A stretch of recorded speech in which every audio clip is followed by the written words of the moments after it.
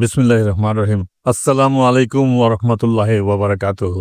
দর্শক মণ্ডলী, যদি কোনো মুসলমান পুরুষ, মহিলা ও শিশু এই 40টি হাদিসের প্রকৃত মর্ম অনুযায়ী মুখস্থ ও আমল করে, তবে আল্লাহর ইচ্ছা অনুযায়ী এটিই তার জন্যে সুখ, শান্তি, দয়া ও ক্ষমার এক উৎস হয়ে যাবে।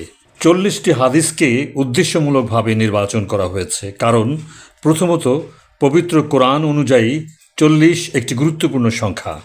দ্বিতীয়ত হাদিস গ্রন্থে রাসূলুল্লাহ সাল্লাল্লাহু আলাইহি ওয়াসাল্লাম ইরশাদ করেছেন, আমার উম্মতের সংশোধনের জন্যে যে বা যারা অন্তত আমার 40টি হাদিস মুখস্থ করবে, শেষ বিচারের দিনে আল্লাহ পাক তাকে একজন মধ্যস্থতাকারী বা সুপারিশকারী হিসাবে উত্থিত করবেন এবং আমি তার একজন সাক্ষী হব ও তার ঈমানের সপক্ষে সাক্ষ্য দান করব। বাইহাকি।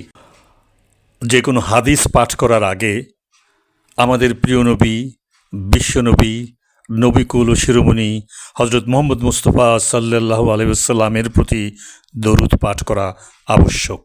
আল্লাহুম্মা সাল্লি আলা মুহাম্মাদিন ওয়া আলা আলি মুহাম্মাদিন কামা সাল্লাইতা আলা ইব্রাহিম ওয়া আলা আলি ইব্রাহিম ইন্নাকা হামিদুম মাজিদ। আল্লাহুম্মা বারিক আলা মুহাম্মাদিন ওয়া আলা আলি মুহাম্মাদিন কামা বারাকতা আলা ইব্রাহিম ওয়া আলা আলি ইব্রাহিম ইন্নাকা হামিদুম মাজিদ। এর অর্থ হল, হে আল্লাহ, আপনি মুহাম্মদ সাল্লাল্লাহু আলাইহি ওয়াসাল্লাম এবং তাঁর পরিবার পরিজনের উপর রহমত বর্ষণ করুন, যেমনটি আপনি ইব্রাহিম আলাইহিসসালাম এবং তাঁর পরিবার পরিজনের উপর করেছিলেন। নিশ্চয়ই আপনি প্রশংসিত ও মহিমান্বিত। হে আল্লাহ, আপনি মুহাম্মদ সাল্লাল্লাহু আলাইহি ওয়াসাল্লাম এবং তাঁর পরিবার পরিজনের উপর বরকত নাজিল করুন, যেমনটি আপনি ইব্রাহিম আলাইহিসসালাম এবং তাঁর পরিবার পরিজনের উপর করেছিলেন।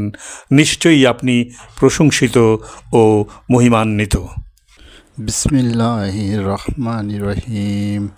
আন জাবিরিন কালা কালা রাসূলুল্লাহি সাল্লাল্লাহু আলাইহি ওয়াসাল্লাম ইতু খামসান লাম ইউতাহুনা আহাদুন কাবলি নুসিরতু বিররুবি মাসিরাতা শাহরিন ওয়া জুইলাত লিয়াল আরজু মসজিদা ওয়া তাহুরা ওয়া উহিলাল্লাত লিয়াল গানাইমু ওয়া লাম তাহিলাল্লা লি আহাদিন কাবলি ওয়া ইতিতুশ শাফাআতা ওয়া কানান নাবিয়্যু আসু ইলা কওমিহি খাসসাতান ওয়া বুইস্তু ইলান নাসি আম্মাতান। বুখারী 003। অর্থাৎ হজরত জাবের রাদিয়াল্লাহু আনহু থেকে বর্ণিত হয়েছে যে রাসূল করিম সাল্লাল্লাহু আলাইহি ওয়াসাল্লাম বলেছেন, আমাকে আল্লাহ এমন 5টি বিষয় দান করেছেন যা আমার পূর্বে অপর কোনো নবীকে দান করেন নাই।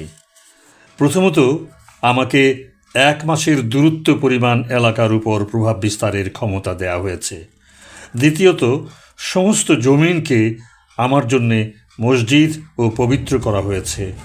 তৃতীয়ত, মালে গনিমত অর্থাৎ যুদ্ধলব্ধ মাল আমার জন্যে হালাল করা হয়েছে।